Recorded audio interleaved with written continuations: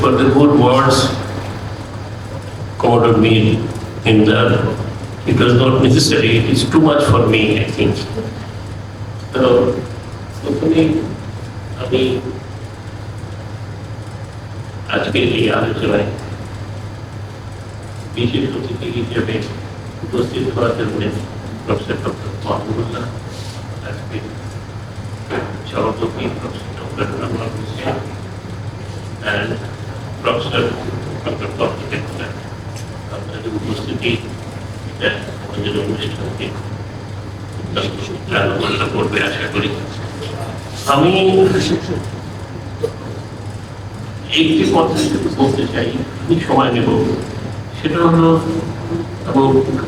Professor doctor Mahbubullah 1968-69 গণ আন্দোলনে যখন ওরা ছাত্রদের নেতৃত্ব দিচ্ছিলেন, তখন আমরা ওই ছাত্রদের প্রসেসমেন্ট ছিলাম এবং আমার মনে আছে কোনো এক পর্যায়ে উনি স্বাধীনতার আওয়াজ তুলেছিলেন এবং আরো বেশ কিছু যারা বাংলাদেশের স্বাধীনতার আওয়াজ তুলেছিলেন 69-70 এবং আমার মনে হয়েছে যখন ওনারা স্বাধীনতার আওয়াজ তুলেছিলেন তখন কি ওনারা দিবাস্বপ্ন দেখেছিলেন, কিন্তু পরবর্তীতে আমার মনে হয়েছে ওনারা যখন দেখেছেন 1968-69 ঢাকার রাজপথে বাংলার বিপ্লবী ছাত্র সমাজ বন্দুকের গুলির সামনে ফাঁসির মঞ্চে দাঁড়িয়ে আত্মাহুতি দিচ্ছে, ঠিক তখনই উনি অনুভব করতে পেরেছিলেন 1971 বাংলার বিপ্লবী জনতা মুক্তির মহাকাব্য রচনা করবে। আজকে আছেন উনি একজন সেই মহাকাব্যের নায়ক। না উপস্থিতি আমাদের জন্য অত্যন্ত উপকারী। আজকের সভাপতি দীর্ঘদিন উনি শিক্ষাগত জগতে আছেন। উনি AIUB এর ডাইরেক্টর ছিলেন, উনি BBA প্রোগ্রাম উনি চালু করেছেন অনেক বাধার মুখে এবং বিভিন্ন ইউনিভার্সিটির প্রোভাইস হিসাবে উনি কাজ করেছেন। প্রফেসর বরকতে খোদা উনি বাংলাদেশের শিক্ষা জগতের অত্যন্ত গুরুত্বপূর্ণ এবং উনি বিভিন্ন আইসিডির উনি ডাইরেক্টর ছিলেন, বিভিন্ন অর্গানাইজেশনের সঙ্গে উনি যুক্ত ছিলেন এবং ওনার প্রচুর পাবলিকেশনও আছে এই বিষয়ে। কোনো কোনো বিষয়ে ওনার সঙ্গে আমার দ্বিমত, কিন্তু তবু উনি আমাকে সর্বাত্মক সহযোগিতা করেছেন সমস্ত কাজে। এবং if you don't mind, if I start delivering my lecture in English, is there any problem? Because the paper is written in English. We are all senior citizens, but I should say that youth is not age of life, it is a state of mind. And in our state of mind, 1965, we are the student of Dhaka College, 60 years back. But I think we are all youth. Our mind is youthful mind. So I should go to the subject very quickly because time is very limited. So these are the 9 chapters which we are going to present. But 9 chapters should have been 9 presentations, but in one presentation we shall have to cover. So what I will do, I cannot read, I will tell some stories. First, that is traditional development strategy.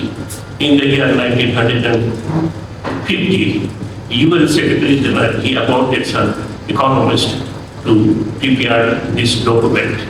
And since then, it is unchallenged till 1970s, almost unchallenged. So this development strategy, the objective and everything were viewed in terms of per capita income because they are the offspring of Keynesian mainstream economists. So per capita income and employment was there initially, later on employment was discarded, only per capita income. They expected that higher per capita income will do everything, problem one solved. And they thought that there will be a great leap forward from rural agriculture to urban industry, and employment will shift from rural to urban areas. And investment shortage was there, and they expected the investment will come from developed countries. And ultimately, the question of equality was challenged by Middan, the Asian drama, who also got Nobel Prize. And one economist, he got Nobel Prize, I don't remember his name, and he said, inequality in the earliest stage of development is inevitable. So what's the solution? Equality will come when the per capita will come to $1,000 or more. So that was his answer. So what happened? This development strategy proclaimed spectacular success in a global scale. Per capita income increased globally to $1,200, and it is increasing at the rate of 3%. That means within a generation, 25 years, resources will be doubled. And they also mentioned that there are enough food to feed the entire population of the world with 3,000 grams of protein. That is more than European average consumption. And they say 4 million tons of food grain is already surplus.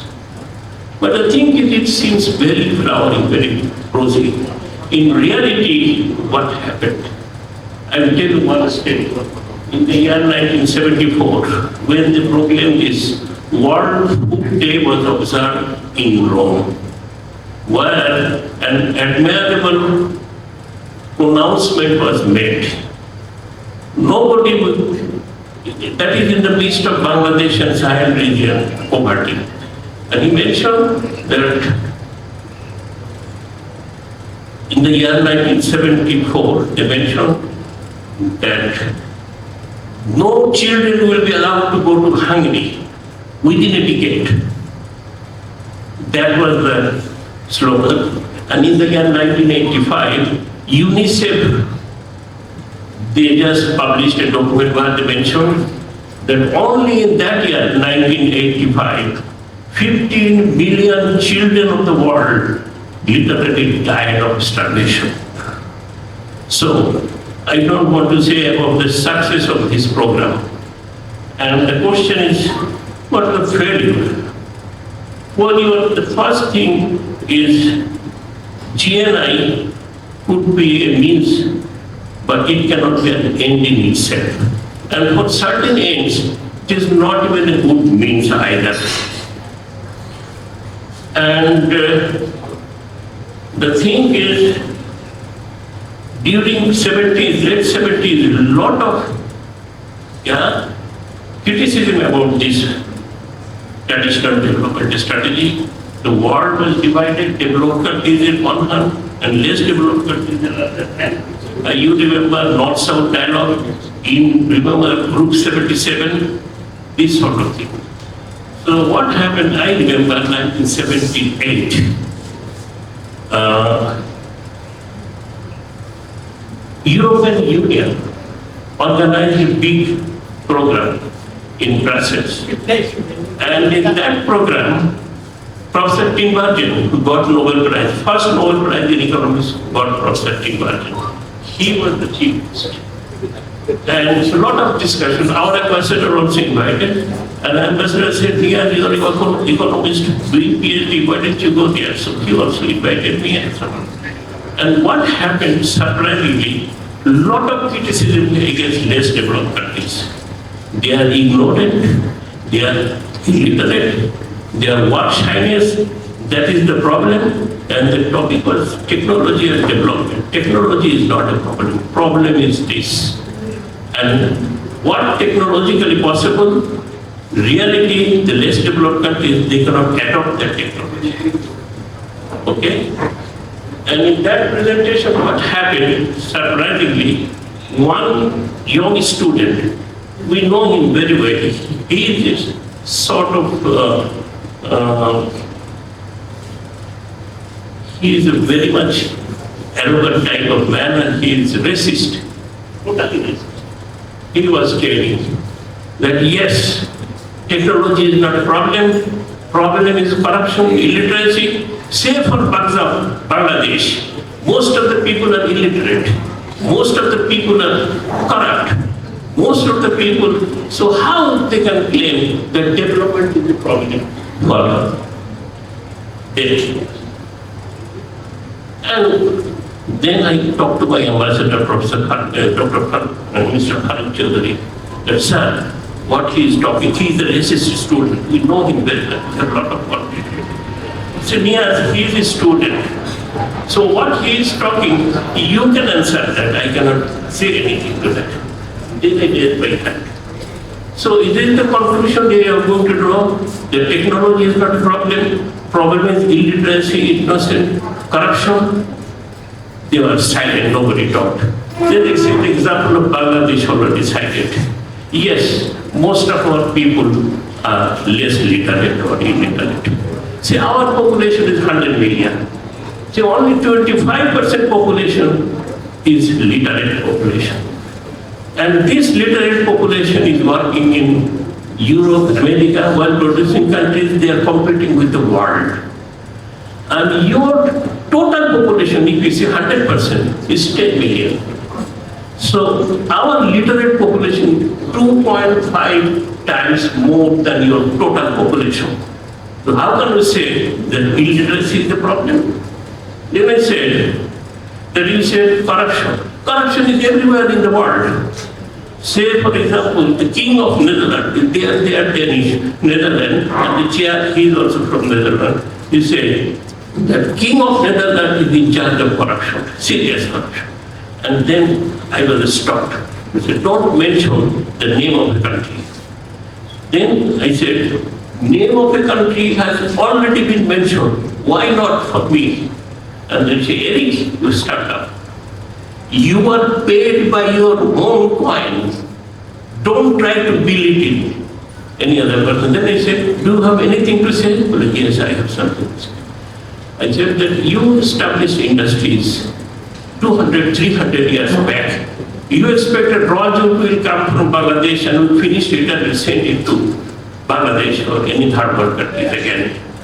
What you should have done 100 years back, you should have changed your jute technology should develop, and you should send technology to the third world countries, and you should have accepted finished commodity product from third world. In that way, globalization process, both of us would have been benefited. And that globalization did not take because of your capitalists. They were guided by very short-term expedient. And after that, I am very, encouraged to tell you, even Professor Tinbarjan, he said, what he says, there is a logic in it. So this is the situation. So what is more important in becoming that this strategy, what was developed, I don't skip what was wrong, I don't want to skip or mention. Political economic history, it is important, but I will not take much time here. It's known to you, known to everybody. But I will be telling only one important thing. During British rule, before British rule, there was a debate. Angus Madison, who is a historian, he said during Mughal period, the people are very poor, unfed, this, that. So there was no possibility of industrial revolution there. And I was involved in that debate. What I wanted to say that probably there would have been industrial revolution, but that was lost because of British, East India Company's invasion and their control. And the example is in the year 1768, they got the Diwani from the Mughal Empire to rule India, rule Bengal, Greater Bengal. In the year 1768, in the year 1769, worst form of famine taken place in India. 1/3 population of India died of starvation. That is one thing. But the then Governor General, Lord Warren Hastings, writing a congratulatory letter to East India Company, where he mentioned that 1/3 population of India died of starvation, but food and revenue collection is higher than previous years. And there are good bad people in England also. He was charged for that. And that letter I have seen in the British Museum. So from here I'll go to next chapter. That is, this presentation was made in the Bangladesh Parliamentariat. So they invited me to make a presentation, that is demographic transition. So I will not take much time. Demographic transition, there are 4 stages. In the first stage, say, from the beginning of human civilization, you do have an idea what would have been the population of this world 10,000 years back? Anyone can say? 10,000 years back, you guess and say. Only 5 million. That is 1/4 of today's Dhaka population. And it took 35,000 years to become double the population now. And this is a situation, sometimes population growth is high, sometimes mortality is high, sometimes fertility is high, sometimes there was a fear of population extinction. That was the situation. Then starting industrial revolution changed a different scenario. After industrial revolution, mortality started to reduce drastically because of health, because of sanitation, because of immunization, because of this. And that also, even less developed countries little bit, but they benefited more out of that. So in the second stage, developed countries already crossed. They are in the third stage, where birth rate started to decrease and death rate started to do, and they reached in the 4th stage, when birth rate and death rate almost same. So the population already is stabilized. In some cases, death rate is more. There is another fear of population extinction that is Karl Marx who mentioned in his communist society, there will be fear of population extinction. So that is another fear is coming. But where we are in Bangladesh, we are here.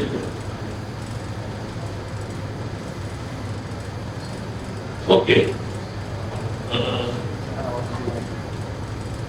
We are perhaps last stage of third stage.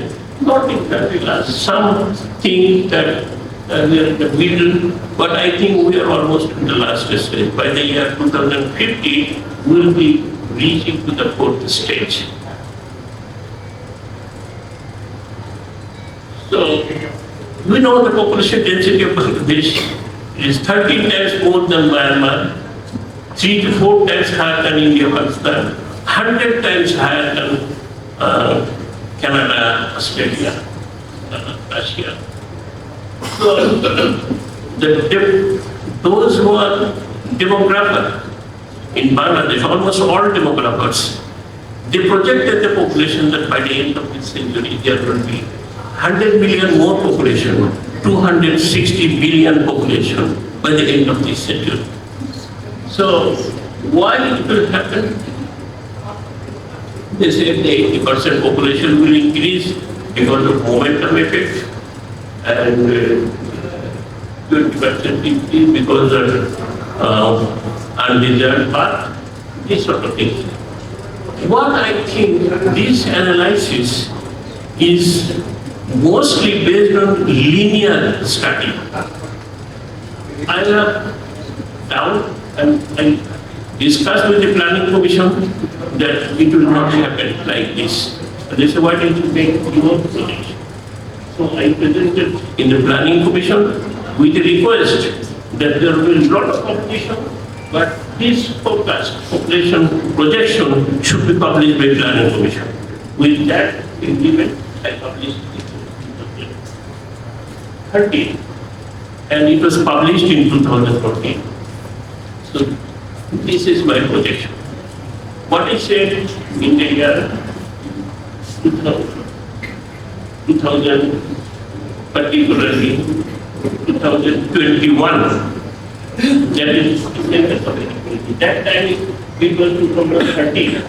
I projected that the population will not exceed 120 million. Other projection, population will exceed 190 million. Yeah. And then I said that by the year 2051, the population will be stabilized. And it will go down, and ultimately, end of this century, 136 billion. There is a gap of 100 million population. Everybody was alive. But when I presented this paper in the year 2019 in the parliament, so nobody blamed me. They were saying. So there another problem arises. The parliamentarians, they are living middle contact. They don't want. They want that Bangladesh should be middle income countries as soon as possible. So they need more population. They will stop the program so that what will happen? It will increase more population. They will send this population outside world, and they will be earning more money. So I'm sure that you will be saving more money. At what cost?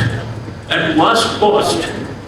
Do you want that our children at the age of 6 taking cattle in scorching heat?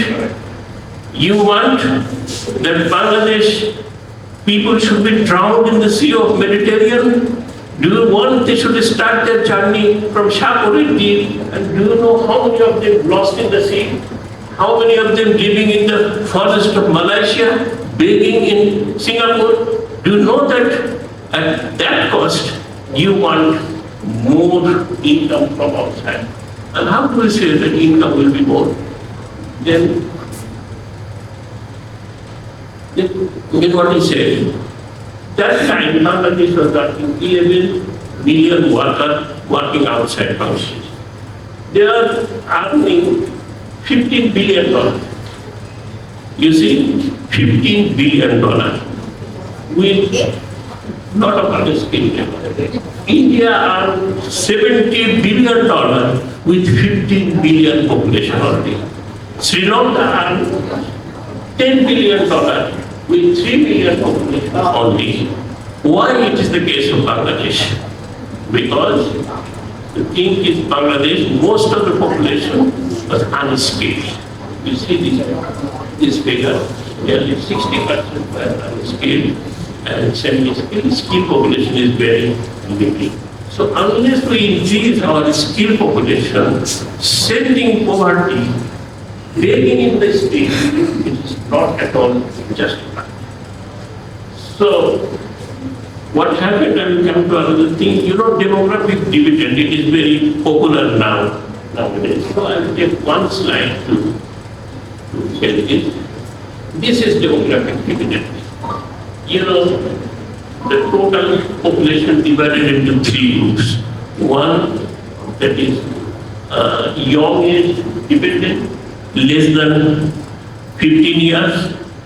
Then old age dependent, more than 60 years. That is, and economically working population. So at one point, economically working population and the total population was almost same. And then it started increasing. Economically active population, and you see it is reaching nearly 131 million. This projection, I think everything in the then population, you see, my projection is not here. It is World Bank and Bangladesh government projection. So what happened when this economically active population increasing, they will be, if they are employed, their dependency is low, they can earn, they can develop the economy, like in China, like in Singapore, like in many other countries, they achieve this. But the question is, this red figure it is for a short time. It is not continued for a long. And this window of opportunity is very short. And if we don't take the benefit of this, it will be lost. So I hope today the Bangladesh, the biggest responsibility is to this economically working population should be made active, they should be skilled, they should be educated, and they should be employed in proper place so that they can earn, like China did it. And if we don't have that, after 2040, what will happen? The old age population will be higher. This is old age population. The lower one, they will be higher, and economically active population will be lower. So this is demographic dividend, and this is time is going on. We should accept this the benefit of demographic dividend. So this slide is already covered. Bangladesh development potential lies not merely in exporting unskilled, cheap labor, but nurturing skilled and creative human resources capable of competing in the global world. Unfortunately, this potential remains largely untapped due to inadequate investment in skill development. Evolution of thought and galaxy development. Here, it's very difficult subject because it's a highly theoretical subject. So, how this evolution of thought is going on? I will give you one example. Say it is beginning of human history. 5,000 years back, the scientists, they used to live in Egyptian civilization. So they were asked, why there is a day and night? 5,000 years back. The scientists in front of them, they are influenced by society. In front of them, only gods and goddesses and all these things, nothing else. And they said that gods and goddesses dwelling in the heaven used to lay an egg. They used to lay duck. So duck used to lay an egg every morning. So sun rises, and in the evening they just break it and sun sets. That was that time.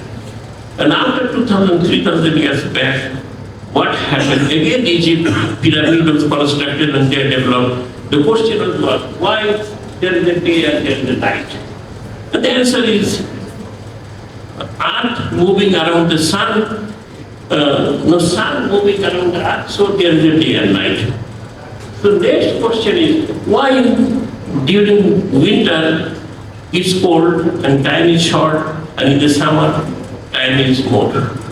Again, scientists thinking in front of them pyramid, only pyramid. So what happened after long? Gobeshona said that how this earth is standing on its own feet. It cannot stand. It can stand if its shape is like pyramid, because in front of the pyramid influencing them. So this pyramid, when sun goes down, it takes more time to move and it is hotter. And in the winter sun goes up, it takes less time. And that was accepted that time. So it is the change of civilization, it's the change of the tradition, particularly evolution of thought. And you see, this pyramid was never removed from human mind. Sometimes Keynes' pyramid, Adam Smith's pyramid, Newton's pyramid. So these are pyramids going on. We just follow the pyramid. We don't think independently. That's the problem. So, actually, W.L. Lewis, he is the father of this traditional development strategy, got Nobel Prize in his Nobel Memorial Lecture. But he said that investment is the engine of growth. So what about investment If more investment, that economy will grow. And the Keynes said the investment should be higher because if the income of the rich is more, so they will earn more, they will invest more, these are the things.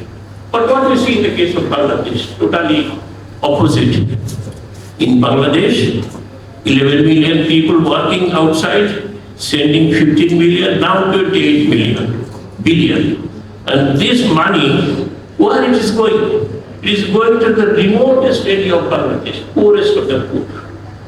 So what they are doing with this money? They are spending money for household thing, for school education, for say for example health. They are spending this money. So it is automatically generating economy, multiplier effect taking place in the economy. So this expenditure, when it is reaching the poorest, they say, oh, rickshaw, taking a rickshaw, going to bazaar, and in the rickshaw, poorest number increasing, buying, a tea points, increasing number, they are buying Kacha, they are demanding. So I think this is poverty reduction contributed greatly by that.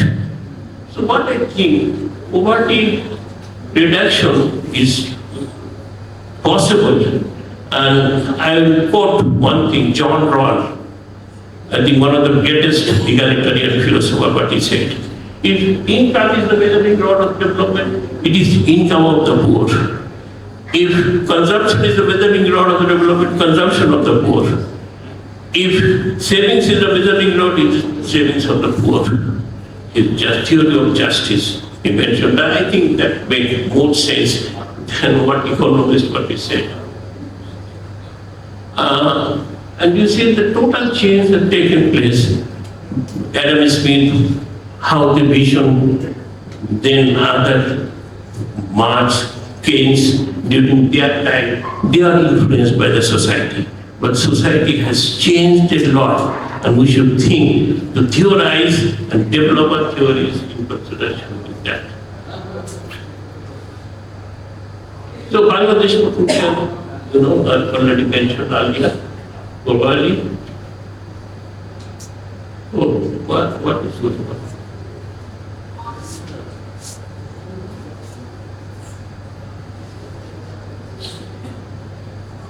I think it is environment. This topic is on environment and law, nature and morphology. And everything, but I will take one story. We are constructing a lot of embankment, a lot of bridge and everything, without thinking that how it will affect the river. We don't think about it. Like Pata River, it is 10 times more sediment than Yangtze and Mississippi. 4 times more than our Meghna River. So in this river, when we construct something, we should think twice that what will happen to this river. And this river depends upon other hundreds of rivers. And very soon, we are going to face another catastrophe because of this. And I came to know that another bridge is going to be constructed. And my request, if it is that all of you suggested it should be underground. English Channel, if they can cross, why not here? And it doesn't take too much money. I think the bridge underground will save this river. I think what happened because of hydrological imbalance, this is Bangladesh. 1760, what was Bangladesh? You see the map of Bangladesh. Most of the island, it is inside the river. And in the year 2000, this is 60 to 70 miles, it is inside the Bay of Bengal. And since that sand, what was deposited here in this Bay of Bengal, and Bangladesh was developed, it is no more, delta is no more active because of too much embankment and encroachment. I think in interaction with population and environment, here I would like to say, we are still guided by Newtonian vision of the world.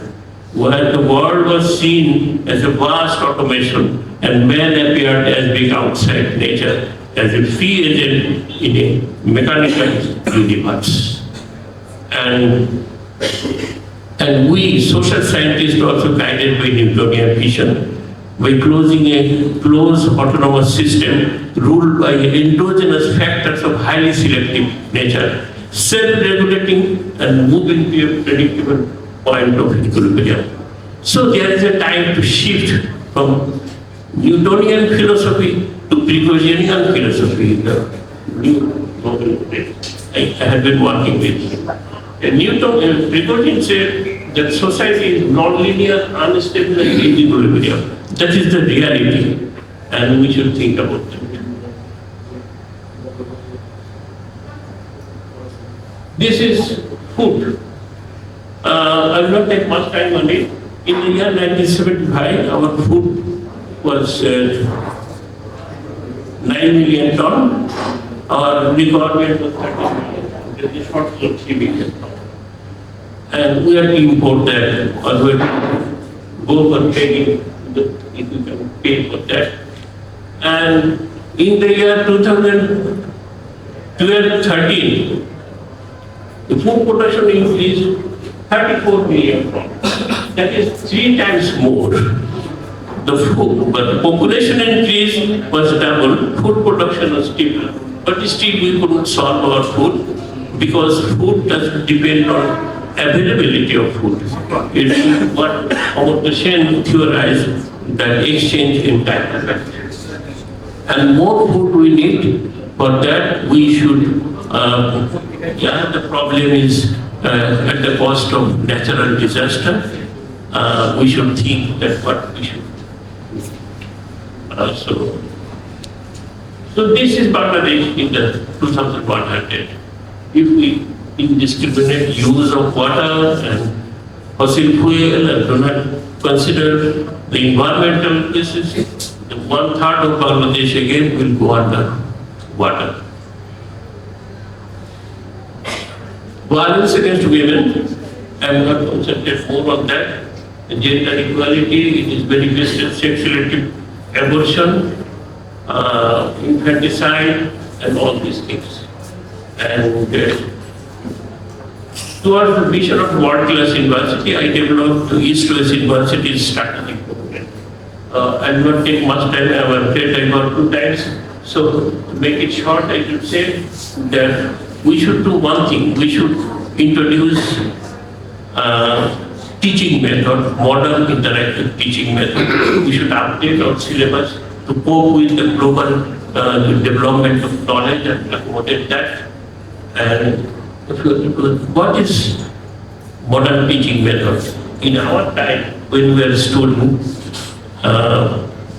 economics professor developing lecture on what is economics, definition of economics. At one point, some of us raised our hand.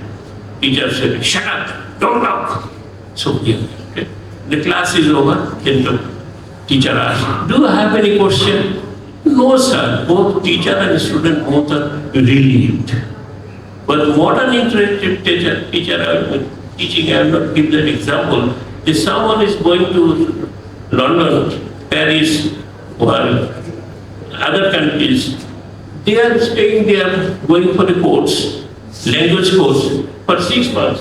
And after that, they can buy something from the market, they can walk in the street. But we studied 13, 14 years of English education. Still, we cannot walk in the street of London because we didn't learn that much. So this is the sort of thing. Research method. I will stop here. Just one example. When a researcher considers themselves as different species, they are like bird. Try to teach the fish. Fish go that way without getting into water. That's a big problem. And most of the research work is done and compiled in the library. It is not been practiced. So what I said is that it is when a researcher doing a research, the knowledge is individual knowledge. Like I said earlier, means ORT, when they developed in the cholera hospital. The ORT, for some years it was deposited here, and after that they think they could utilize it. They started cholera, patient, this sort of ORT injected, and a lot of people's lives saved. Then it become institutional knowledge. Then at what point, particularly DRAF and other organizations, they try to popularize ORT at rural level, village level, how to prepare ORT. And then it became social knowledge. So thesis is doing, it is not important. Important is to develop knowledge and transform into a social knowledge so that they can apply it. And ethics, the last, I don't want to say much because I don't know that much about ethics, but ethics is lost individually because of unrestricted human greed. Ethics is lost nationally because of ultranational interests like America. Ethics is lost globally because of geopolitical interests, China and Myanmar. So that's all, and we need to develop our strategies. There's one jump from economic development to human development. And there is need for another jump from human development to human development. That is our task to do, I think, involving this ethics in a global scale. Particularly, global level governance is going on. Governance cannot work without global ethics. So that's all. Thank you very much for patient hearing. I am sorry to take much of your time. Yeah.